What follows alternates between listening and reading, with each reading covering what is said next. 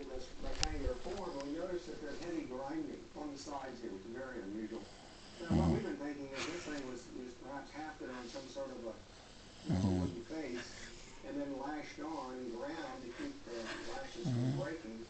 And perhaps the lashes have worked and polished that. If you probably engage in a lot of woodworking at the quarry, it's a lot easier to bring the project to the quarry than it is to take the quarry to the project. Scott has learned from experience that the stone to mature quarry can be used in a variety of ways.